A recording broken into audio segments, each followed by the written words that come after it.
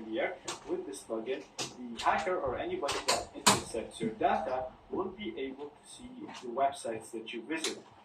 Not only that, but they'll also be able to manipulate DNS requests, and therefore they'll be able to run DNS spoofing attacks. At the end of the previous lecture, I said if you want to take your security to the next level, then you should think about using a VPN. Let me show you what happens when we use a VPN, and then I'll explain it in more details to help you understand what's happening. So I'm back here at my hacker machine. As you know, it's already the man in the middle. I'm going to clear the screen, and I'm actually going to even turn off HTTPS everywhere. Now, it's a good idea to use both at the same time, but I'm just going to turn it off just to show you the difference. You can use any VPN provider you want. It really doesn't matter. Most of them use more or less the same technologies. We at Z Security provide our own VPN service called ZSVPN. So I have it right here. It comes with no logs. We support all operating systems, Linux, Windows, OS X, Android, and iOS, and even Tails, which is a privacy-focused Linux distro. So, like I said, you can use anything you want. They all use more or less the same technology. What I want to highlight right now is what happens when you actually go ahead and use a VPN. So, I'm going to open my client, and I'm going to connect to a server, one of these servers right here. And what this will do is it will establish an encrypted tunnel between my computer and the VPN server that I just connected to. Therefore, right now, let me show you. Let's just start. I'll delete everything. And let's start by going to some websites. For example, we'll go to google.com. Then we'll go to bing.com. And then let's go to Stack Overflow and make sure it loads over HTTPS. Now keep in mind, I am not using HTTPS everywhere, but you'll notice that it will still load over HTTPS. As you can see, we're not able to downgrade it. And let's take this even one step further. Let's go to vulnweb.com and just log in. So again, this is a website that only uses HTTP. It simply does not support HTTPS. But let's log in and see if we can still capture the data. So I'll just put my password now, 09876543321. Log in. And let's go back to our Kali machine to see if we detected anything. Now, as you can see, we're not able to read any of the traffic sent to and from the target. So with the case when we use HTTPS everywhere, we were able to see at least the domains, the websites that the target visited, and we were able to see data sent over HTTP when we logged in to vulnweb.com. But in this case, as you can see right now, we can't see the username and the password even if they're sent over HTTP to vulnweb, and we can't see the domain names that the target visited. And the reason for this is because we are using a VPN, and like I said, a VPN creates an encrypted tunnel between our computer and a server, and all of our data will be sent through this encrypted tunnel. Let me explain this to you with diagrams to make it simpler. So, in general, let's say you try to go to google.com. Your connection will pass through a number of hubs, but at the end, it's going directly to google.com. Hence the red arrow indicating that this connection could possibly not be encrypted, therefore your data might be at risk. Now, when you use a VPN, you connect to a VPN server in a certain country, and when you do that, you create an encrypted tunnel between your computer and the VPN server. So let's say you want to go to google.com. That request will first be sent to the VPN server. Now, the VPN server will be able to read this, but the data is sent in an encrypted tunnel. Therefore, if anybody intercepts this data, they will not be able to see what you are sending to your VPN server. That's why we don't even care if someone manages to intercept our connection, because our data is simply going to be gibberish to them, as you can see in here. Then, once the VPN server receives your request, it will forward it to the destination that you're requesting, and the response will follow a similar route. Now, because of this structure, because of the way that the data is always encrypted between you and the VPN server, using a VPN can be useful in so many scenarios because it adds an extra layer of encryption. Therefore, it improves our privacy and anonymity in general. It allows us to bypass censorship because let's say your internet service provider is preventing you from accessing certain services or certain websites. They will not be able to know what these websites and these services are because, again, the connection is encrypted and they won't even know what you're doing. All they'll see is that you're connecting to a server in some country. And last but not least, it will also protect us from hackers or anybody that intercepts our connection, again, because all of our data is encrypted. Therefore, we don't really care who intercepts this data. The data will be gibberish. Now, also because of this structure, you need to be careful when you pick a VPN provider because this structure introduces the VPN provider as a man in the middle. So as you can see, we send everything to the VPN server first, and then it goes to the internet. And the VPN server is able to decrypt this data because the tunnel, the VPN encryption, is only used between our computer and the VPN server. So if the admin of the VPN server wanted to analyze your data and see what you send and receive, they will be able to do that. Therefore, you need to make sure that you pick a reputable VPN provider, a company that you can trust. You want to stay away from free providers because providing a VPN service is very expensive. Therefore, if someone's able to give it to you for free, they must have another angle or another reason of why they are giving this for free. You want to make sure that the VPN provider keeps no logs, and with all of that, you can use HTTPS Everywhere plugin with the VPN. If you do that, you will actually fix the problem of the data leaving the VPN server because your data will be encrypted between your computer and the VPN server with 2 layers of encryption. First, using the VPN encryption, and second, using TLS because of HTTPS Everywhere. Then, data leaving the VPN server will be encrypted with 1 layer of encryption, which is the encryption enforced by HTTPS Everywhere.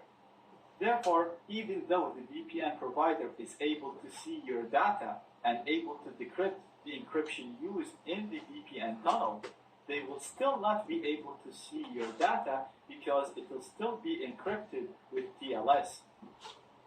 So this basically solves the problem of the VPN server being able to see your data because at the VPN server, your data will still be encrypted with TLS. So, to summarize the 2 methods that we covered to protect our data from man-in-the-middle attacks, with HTTPS Everywhere, it's great, it's free. The only problem is it only works with HTTPS websites. The person intercepting the data will still be able to see the websites we visit, and they will still be able to run DNS spoofing attacks. Then we spoke about using a VPN, and with using a VPN, everything gets encrypted, so that's even better. None of the attacks that we talked about and that we covered in this course will work because everything gets encrypted. The only problem is it's not free. There are free services, but like I said, they're not great, so you shouldn't use them. Just don't use a VPN if you don't want to pay for it. The other problem with the VPN is that the VPN provider can't see your data, so you're introducing a man in the middle. But we can take this one step further and use HTTPS Everywhere with a VPN, and with that we're getting all of the benefits of using a VPN, so everything gets encrypted, protect us from all man-in-the-middle attacks, but without the problem of the VPN provider being able to see our data, because our data will be encrypted with 2 layers. Therefore, even the VPN provider will not be able to see what we send or receive because it will still be encrypted with TLS. So the only downside to using HTTPS Everywhere with a VPN is the fact that you have to pay for the VPN service.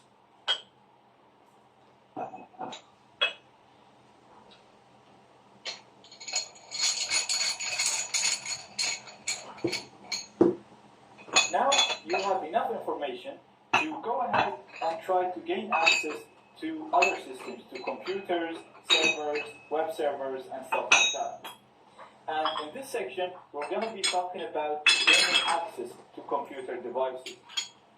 And what I mean by computer devices is any electronic device you see is a computer. So a phone, a TV, a laptop, a web server, a website, a network, a router, all of these things are computers. All of them have an operating system, and they have programs installed on these operating systems. And usually, in most cases, these computers are used by a user. So you have an operating system, they have programs installed on that operating system, and they have a user who uses and configures this system. So I'm going to be talking about how you gain access to computers in this example, and actual personal computers, so the name that people call it usually, a computer. So it's going to be, we're going to have a target of a Windows device, and we're going to have a target of a Linux device. But the concept is always the same. Getting access to computer devices is always the same. So you can apply the same concepts if you are targeting a phone, if you are targeting a tablet, if you're targeting a web server. And we will be targeting web servers as well.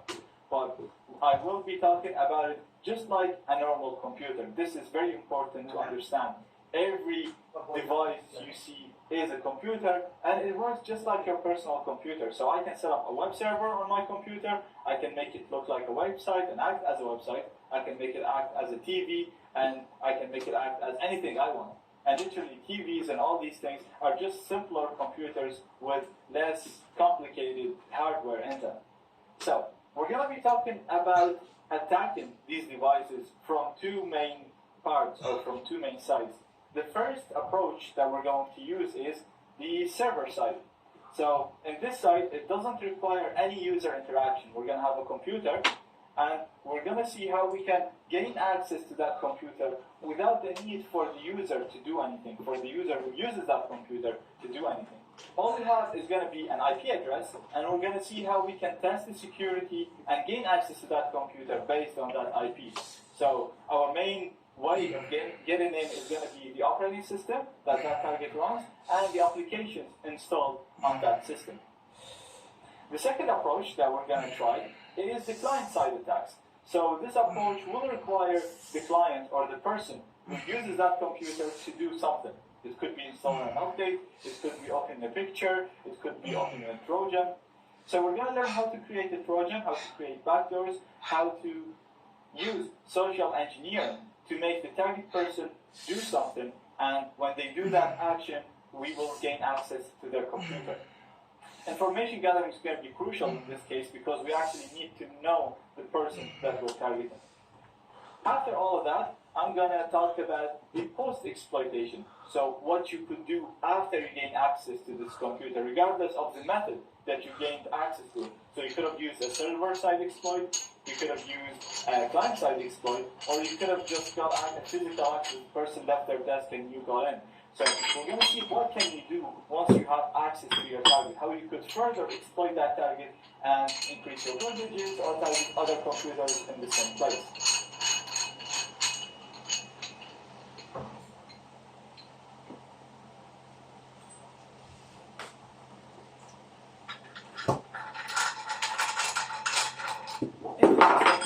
We're going to start talking about server-side attacks.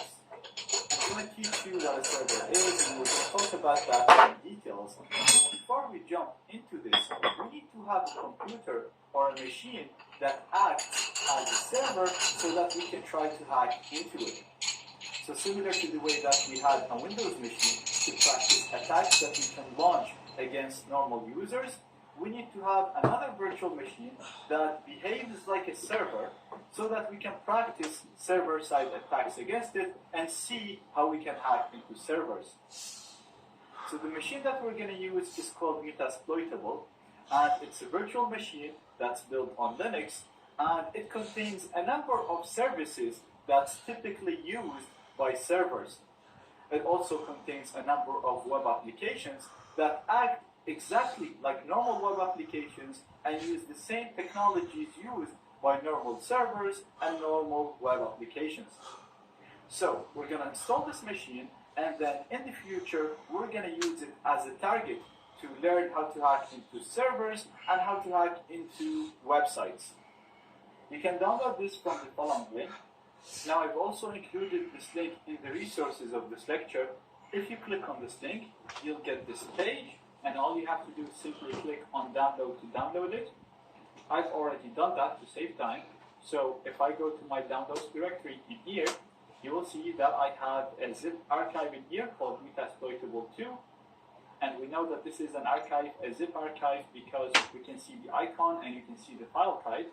So in order to uncompress this, as we see before, we have to first double click it to access it. We're going to right click and copy. We're going to go back one directory and paste it here. On Linux, you'll have to right click it and click on extract here. And on Mac OS, you're going to have to double click it to uncompress it. We're going to give it some time to uncompress the contents of this file. And once this process is over, you'll see that you'll have a new directory in here with the contents of this virtual machine. To import it in VMware, we're going to double click VMware to open it. And we're going to click on Open a Virtual Machine. We're going to navigate to the location where we downloaded this virtual machine. So it's in my downloads.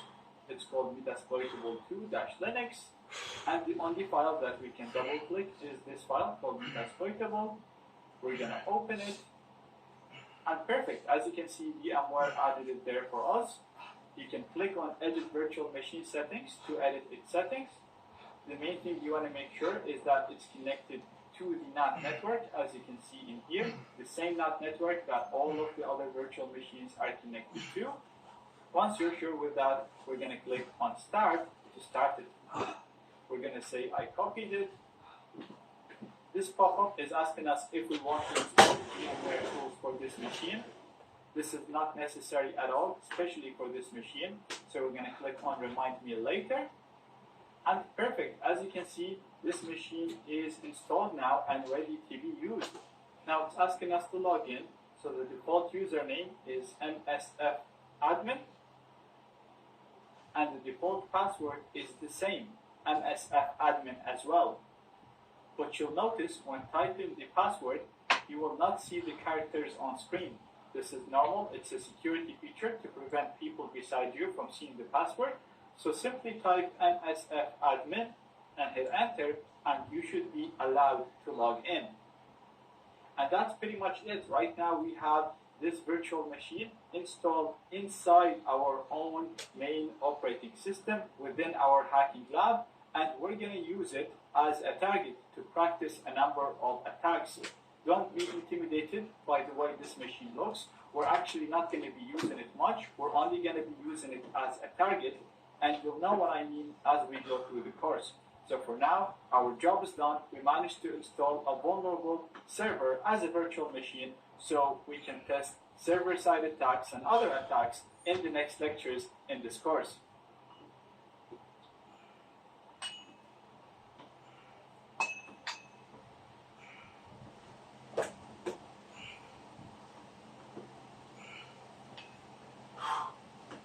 So the first thing we're going to look at is the server-side attacks. And again, these are the attacks that don't require user interaction. You can use these attacks with servers, so with web servers and stuff like that. And you can also use it against normal computers that people use every day. The reason why I'm going to be using it against my Metasploitable, which runs Unix and which is more of a server than a normal personal computer, is because if your target uses a personal computer, and if they're not on the same network as you, then even if you get their IP address is going to be behind the router, so they'll probably be connecting through a router. And therefore, if you use the IP to try and determine what operating systems run on it and what applications are installed, you will not get much useful information because you're only going to be getting information about the router and not about the person, because the person is hiding behind the router. Whereas when you're targeting a web server or a server in general, then the server will have a IP address, and that IP address, you can access it directly on the internet. So these ways of gathering information that we're going to look at now will work if the person is on the same network, and if the person has a real IP. So if you can ping the person, even if it's a personal computer, if you can ping it, then you can run all of the attacks and all of the information gathering methods that we're going to explain now. In my example, I'm going to be targeting my metasploitable machine here. So if I do IP config, or if I do it config, you'll see that my IP is 10, 20, 40, 204. And if I go to my tally machine, I should be able to ping it. Now, if I can't ping it, then we won't be able to do anything. And as you can see, we're getting responses back from the machine. Therefore, we can try and test its security. So again, you can use these attacks and you can use these approaches against any computer that you can ping. So if it's a personal computer or if it's a server of any kind, as long as you can ping that direction or you can ping that person, then you can use these attacks and these methods that we're going to talk about in the server-side attacks. So it's going to work against websites, web servers, people, normal computers, as long as you can ping them. And just to convey this idea, now we see the metasploitable machine right there, so it's just a local machine, it's a normal virtual machine that I can use right here to do anything I want. I can list, I can even install a graphical interface, and then I'll be able to do, just use it just the way I use my tally machine. But at the same time, it has a web server, so if I try to navigate to it from here, you'll see that I actually have a web server here, and it has websites that I can actually read and browse. We're actually going to have a look on these websites and see how we can pen test them in the future. So everything is a computer. If you can ping that IP, you can use the server-side attacks. It mostly works against servers because servers always have real IPs, and also if the person is in the same network as you, then you can ping them and you can do all of these attacks as well.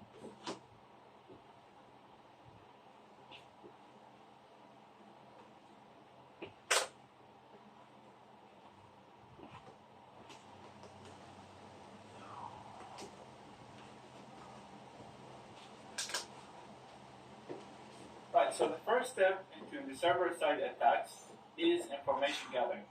Information gathering is very important because it will show us the operating system of the target, the installed programs or the running services on the target, the ports associated with these services.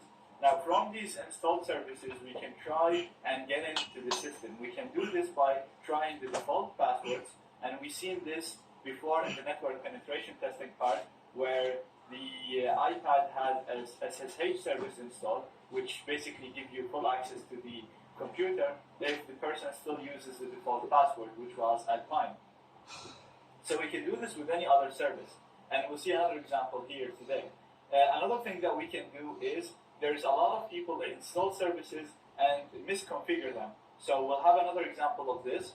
A lot of these services are designed to give access to that computer, but they obviously need to have some security implementations. People often misconfigure these services, so we can take advantage of these misconfigurations and gain access to these computers. Another problem with these services, some of them might even have backdoors, and we'll see an example of that, and a lot of them would have vulnerabilities such as remote buffer overflows or code execution vulnerabilities that allow us to again gain full access to that computer. Now, the simplest way on doing this is something that we've seen before, which is using ZMAP. So we use ZMAP using the IP, we get a list of all of these services, and then Google maybe each one of them and see if they contain any vulnerabilities. Now, we've seen how we use ZMAP before, but I just want to convey the idea of anything is a computer, and we've seen before how the metasploitable device, this device is actually a website. It has a web server running, so websites are nothing different than this. If you want to get an IP of a website, all you have to do is just do a ping. So for example, if we're targeting Facebook, so all we have to do is do ping facebook.com, and we'll get their IP right here. So we have Facebook's IP, and we'll be able to run ZMAP against it and get a list of all the running services on Facebook. Now obviously I'm not going to do that because I'm not allowed to do that. What I'm going to do is I'm going to run ZMAP against this metasploitable device, which basically is a computer device, and that's what we're interested in testing. So again, I can't really stress this anymore. Anything is a computer, whether it's a web website, a server, any online service, a phone, anything with a computer. So you can go about penetration, anything the same way. So I'm going to run ZenMap just the same way that we did before. So I'm going to go on my activities. I'm just going to look for ZenMap. And here's ZenMap. And I'm going to put the IP of my target of the metasploitable device, which was 10.14.04. So remember, in the network penetration testing part, we used to put the base IP and put it over 24 to cover all the IPs around us in the network. In this case, you might be testing a remote IP. So for example, with the Facebook case, all you have to do is just put the Facebook IP in there and test it. Now that's granted that you have permission to do that. Now I don't have permission, so I'm not going to do that. What I have permission to do is test my own device, which is installed on the same network as me. So that's why I'm putting that IP. But you can literally put any IP you want in there and test it. So I'm going to hit on scan. And this will give me a list of all the installed applications. Okay, so the scan is finished now. And we have a lot of open ports, a lot of services. What I advise you to do in this case now, if you want to do a simple test, is you literally go on ports, port by port, read what it is, and Google the name of the program. So for example, we have port 21 here, that's an FTP port. FTP is a service that it's installed to allow people to upload or download files from the remote server. So we can see usually FTP services use a username and a password. But you can see that this service has been misconfigured and it allows anonymous FTP login. So unlike the SSH that we used before in the network penetration testing, we used the default password. With this, you'll be able to log in without the password. So all you have to do is download an FTP client, such as FileZilla, and you'll be able to connect using this IP address on port 21. Now I'm not going to explain this because it's very simple. You literally download the application and connect to it. What else you can do is you can Google this. This is an FTP server. You can literally Google this and see if it has any issues, if it has any misconfigurations, if it has any known code execution exploits. So I know if you Google this now, this particular application has a backdoor installed with it. For now, I'd like to show you something simpler, just so that we make this shorter. So what I'm going to do now is I'm going to have a look on the 512. So let's assume we went on them one by one, we couldn't find anything, and we reached the 512 TCP port. So I'm going to copy this. This is the service that's running on this port. So literally, I don't know what this is. So I'm going to copy it, go on Google, and Google it. Okay, so we're going to have a look on the first result that we got here. And we can see that this is a remote execution program, so that's very nice, that's very cool. So if we manage to log in with this, we'll be able to execute commands on the target computer. And it uses the RSH rlogin. That's a program that ships with Linux that allows you, similar to SSH in a way, that lets you execute remote commands on the target computer. So let's go back and see how we can connect to this. So this is all cool. So let's see with the package, what comes in with this package. So, and you can see this is your Ubuntu. So the target computer system was running on your Ubuntu. If we go back. So it's running on your Ubuntu here. And you can see that in here, it uses the RSH client service to connect. So this is the package that you need to install to connect to this service. So, and as you can see, it says client program for remote shell connection. So let's go back and let's install RSH client. So we usually, as we did before, when we need to install something, we do apt-get and we do install, and we'll write the name of the program that we want to install. So it's RSH. Now apt-get is going to install it for me and configure it. And once it's installed, we're going to use rlogin to log in, because remember the first page told us that it uses the rlogin program to facilitate login process. So I'm going to do rlogin, and Again, I don't know how to use this app, so I'm going to do the help to see how to use it. And we can see that the format is our login. You put the options that you want. So what's important here is the username and the host, which is the target IP. So this is what we're going to do. We're going to do our login. We're going to put the username as root. Again, we said root is the user with the most privileges on the system. And we'll put the target IP, which is 1020. Now, as you can see, now we are logged into the Metasploitable machine here. And if I do ID to get my ID, you can see that I am root. If I get where I am, pwd, I'm in the root directory, I can list stuff. If I do a uname, that'll list the host name and the kernel that's running on the machine. And as you can see that I am in the Metasploitable machine with the root access. So this was a manual way, a basic way of gaining access to the target computer only by a misconfiguration of an installed service. So the rlogin service was not configured properly. All we had to do is just Google what came with that port, and we managed to find, or we managed to log in and gain full access to the target computer.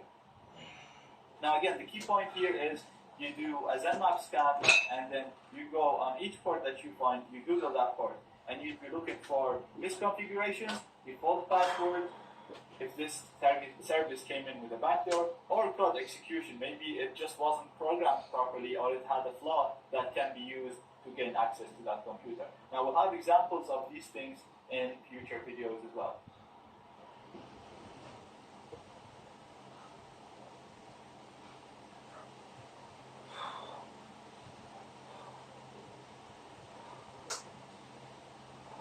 So far in the server-side attacks, we've seen how we can use a default password or use a misconfigured service to gain access to the target computer.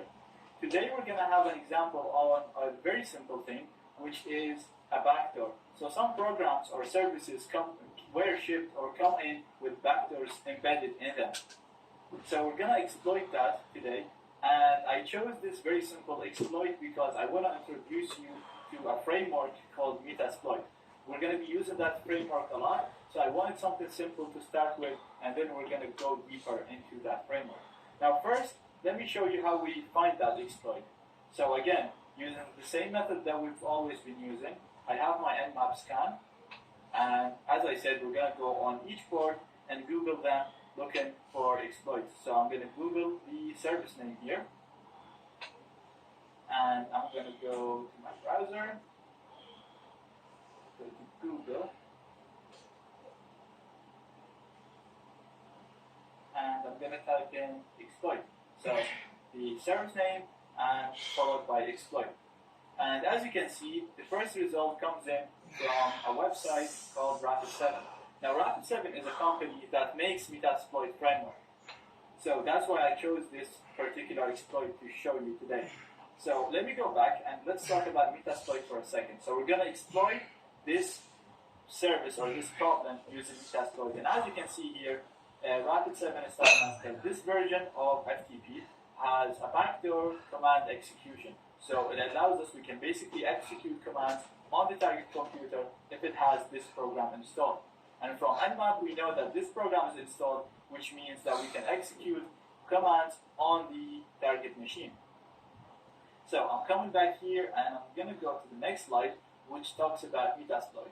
Now Metasploit, as I said, is made by Rapid7. It is a huge framework that contains a large number of exploits. So it allows you to exploit vulnerabilities or create your own exploits. If you are an expert and you know how to discover and make exploits, then Metasploit will help you do that. Now for today, we're doing a very simple use of an existing vulnerability. So the commands on Metasploit are very easy. They might seem a bit complicated now, but once you get used to it, it is very easy to use. And a lot of them are generic commands. So here I'm showing you the basic generic commands, and then there are other commands that you get used to them in time. So the first command is MSF console, and this basically just launches Metasploit program.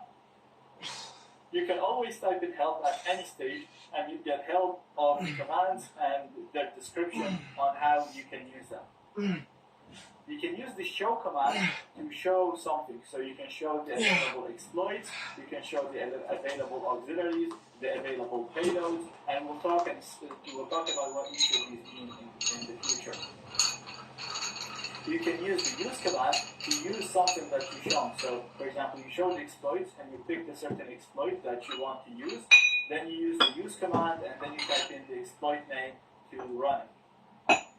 Then you can use the set option or the set command to set specific options for the exploit. For example, if you wanted to set the IP address of your target, so you set the IP and then you put the value of the IP that you want to set it to.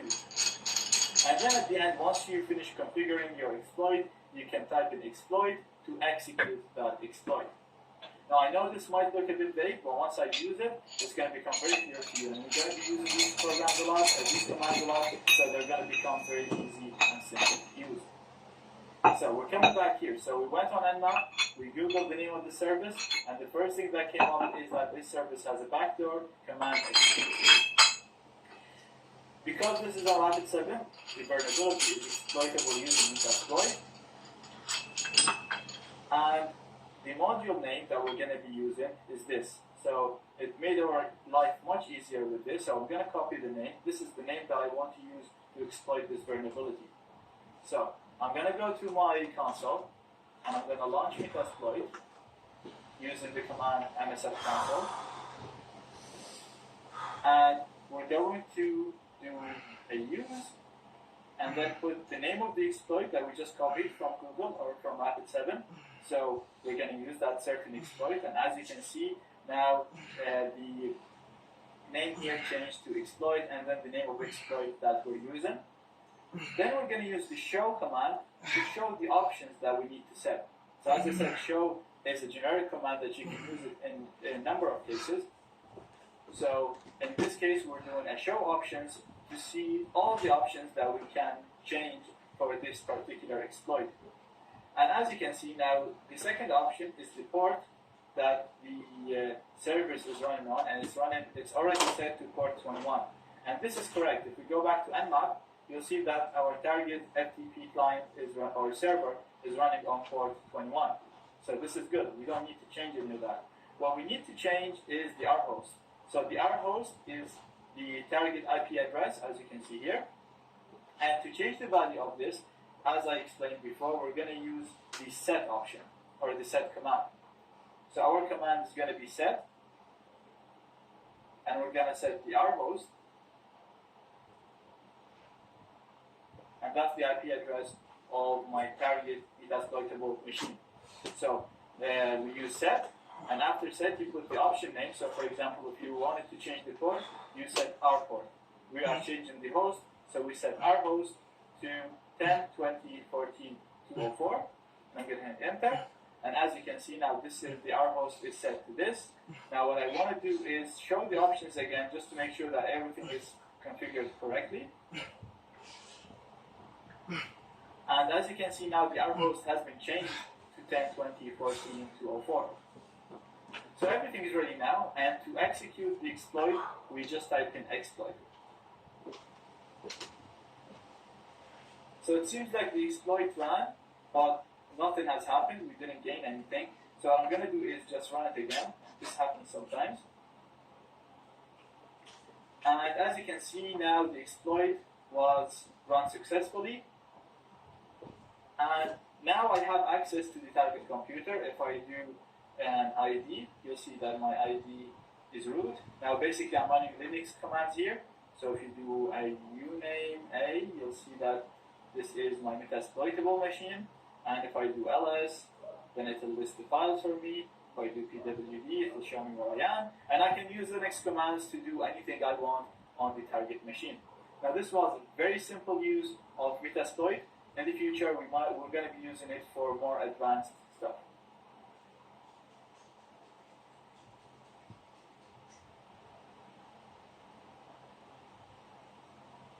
So far, we've seen how we can use a service with a default password, or a service that has not been configured correctly, or a service that came with a backdoor to gain full access to the target computer.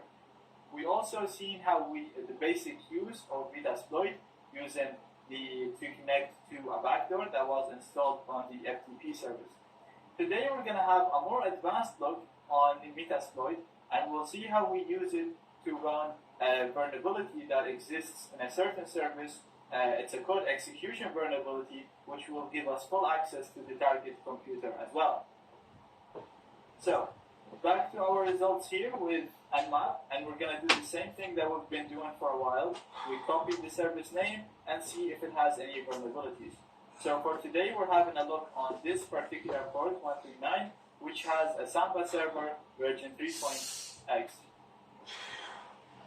So 3 point anything really. So we're going to go to Google, just like we did in the previous videos, and we're going to look for Samba 3x exploit. Now, as you can see, there's a number of results. The one that we're interested in, the ones that are coming from Rapid7, because as I said, these are the people that make Metasploit. So the exploits that you see there can be used through Metasploit. So we have two examples here. Now, I've actually tried both. The first one doesn't work, so there is a bit of trial and error in this. And the second one is the user map script. It's a command execution vulnerability, as you can see here. So the name of the vulnerability is this. So it's the same thing that we used before with the evil backdoor in the FTP service. This is just a different name that we're going to use. So I'm going to go to Metasploit, and I've already run MSF console, so you can see that the console is running here for me. So I'm going to do a use like we did before yesterday, and then I'm going to put the name of the exploit that I want to use. Then the next thing that we usually do is show options like we did yesterday. So I'm going to do show options. So using these exploits is always pretty much the same. The only difference is the options that you can set for each exploit. So you always do use and then you put the exploit name, and then you do a show options to see what you can change to work with this exploit. So in the future, you probably will get different exploits than what I have. So every time you want to run an exploit, you do a use exploit name, and then you do show options to see the options that you want to configure. But using the exploits and setting the options and running them is always the same. So I'm showing you a few examples that should cover pretty much everything that you want to do in the future. So again, we need to set up the rhost, which is the IP of the target computer, and we're going to do it the same way that we did before. As I said, it's setting the options is always the same. So we're going to do set rhost, and then we're going to put the IP of the target computer, which is 10.20.14.204. So exactly like we did before, we're using the set to set an option, which is the rhost. So we're going to do our show options. And as you can see now, the rhost has been set correctly. What we need to do now is, here is where things differ from the previous lecture. In the previous lecture, we used a backdoor that was already installed on the target computer. So all we had to do is connect to the backdoor, and then we could run any commands, any Linux commands on the target computer. In today's video, the target computer does not have a backdoor. It has a normal program that has a buffer overflow or a code execution vulnerability. So the program doesn't have any code that allows us to run Linux commands. It has a certain flaw that will let us run a small piece of code. These small pieces of code are called payloads. So what we need to do, we need to create a payload and then run it on the target computer using the vulnerability that we found. That piece of code will allow us to do different things.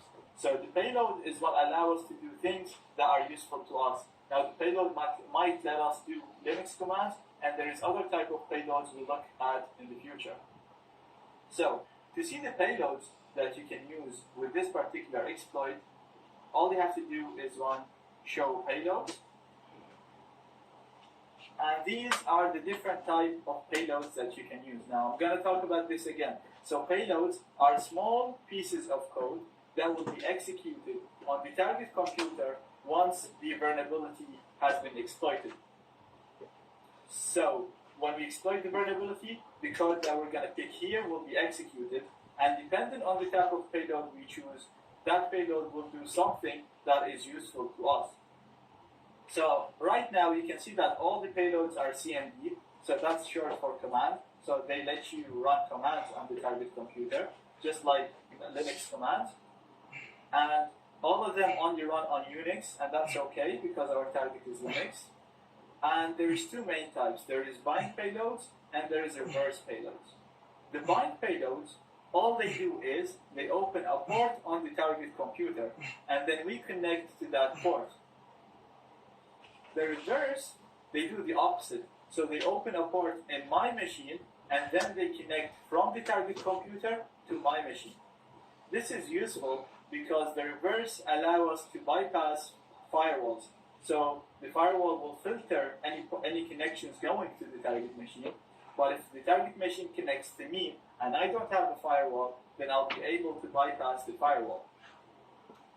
So I'm going to use the CMD Unix reverse, or actually I'll use the CMD Unix reverse netcat. The last part of these payloads are the programming language or the tool that's going to be used to facilitate the connection. So for example, you can see there's payloads written in Perl, in Ruby, or in Python, PHP, or using netcat, which is a tool that allows connections between computers. So this is the one that I'm going to use. And I'm going to use it the same way you use an exploit. So I'm just going to say, I'm going to use it using the set command. So the same way you set an option, we're going to set payload, so just like an option, to the payload name that we just picked. Now I'm going to do a show options to see if there is any other options that I need to set. And yes, because we picked the payload now, there is more options. So there is an option called lhost, and it's the listening address, which is my own address. So I'm going to get my own IP address using ifconfig. And my own address is 10.20.14.203. So I'm going to close this. And I'm going to set the lhost. So it's like the same way that we set the rhost before. We set the lhost to 10.20. So before we used to do set rhost to set this option. Now we're setting the lhost to set this particular option. So set is really simple. Set, you put the option name and then the value that you want to set it to. Then I'm going to do show options. And now everything seems fine. So we're using this exploit. The rhost is set to this, which is okay. And then the lhost is set to this, which is perfect. And then you can also set the port that you're going to be listening on your current computer. You can actually set it to 80 if you wanted to. That's the port that is used by web browsers. So if you set the L port to 80, the target computer will try to connect to you using port 80, which is never filtered on firewalls because that's the port that web browsers or web servers use. So whenever you access a website, you actually access port 80 on that website. So if you open port 80 on your machine and the target connects to you on 80, then the firewall will think that the target is on the device in the internet. I'm not going to do that now because I have a web server running on port 80 and that would conflict. So I'm just going to set the L port to 555, just for example for you, just to see that you can change any option using the same way, which is set, the option name, and then the value. So I'm going to do show options again. And as you can see, this has been changed to 5555. And I'm going to do exploit to run the exploit. Now, as you can see, it's telling me that session 1 has been opened, and the connection is between this device and this device, which is the target and my device. So I'm going to do a PWD, or I do an ID. You see that I'm root. If I do a uname A, you'll see I'm in the metasploitable machine. And if I do an ls, I'll be able to list the files, and so on. I can use any Linux command, just like we did before in the other videos.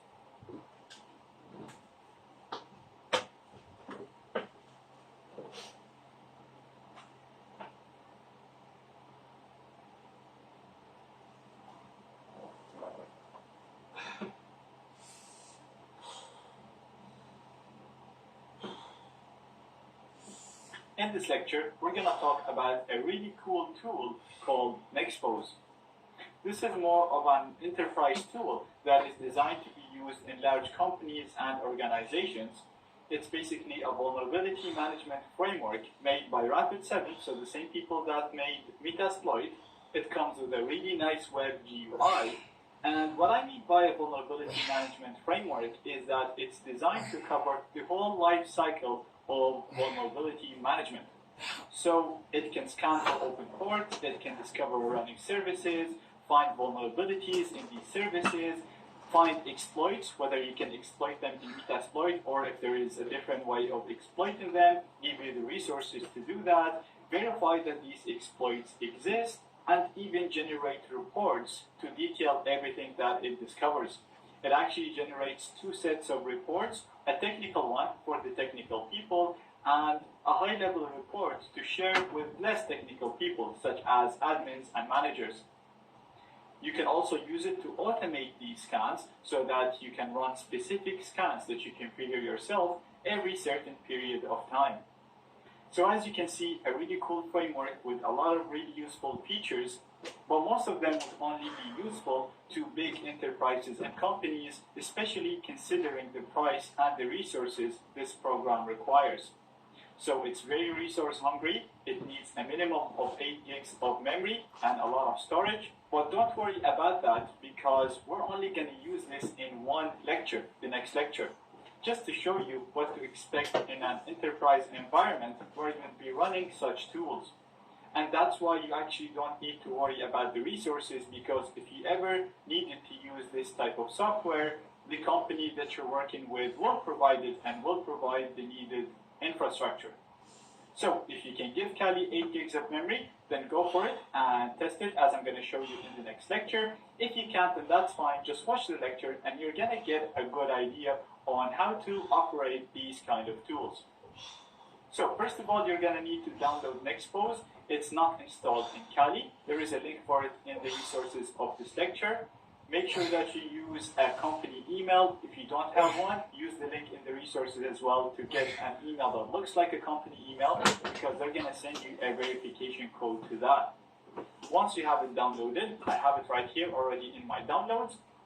I'm going to navigate to my download directory from my terminal. So we're going to do cd downloads.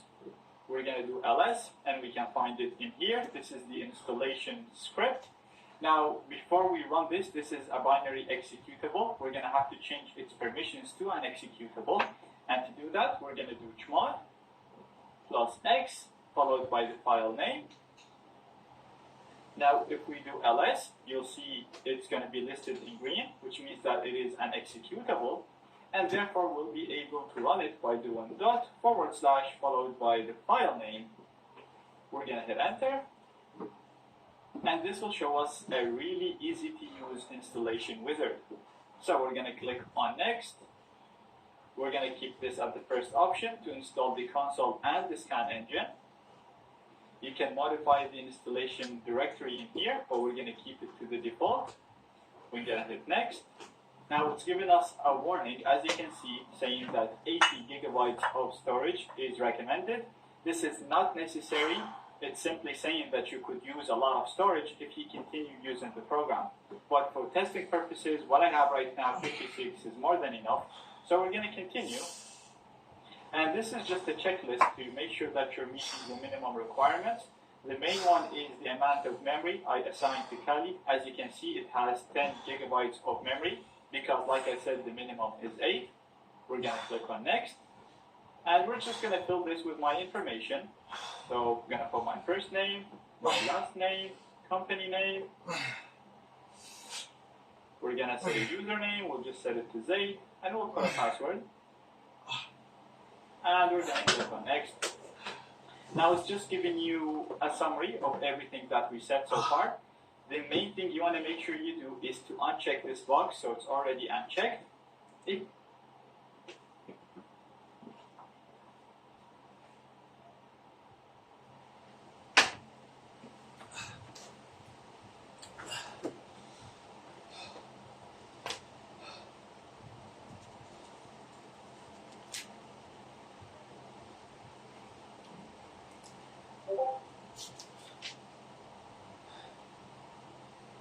the Lord.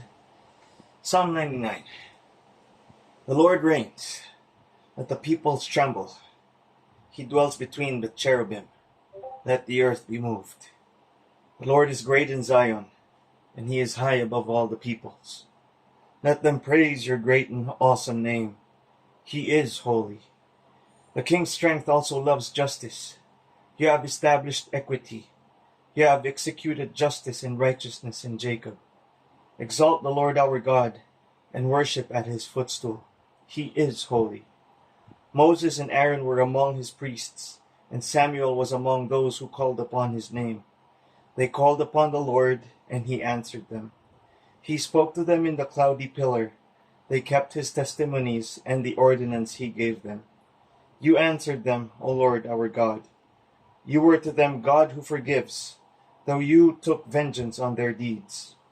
Exalt the Lord our God, and worship at his holy hill. For the Lord our God is holy. Amen.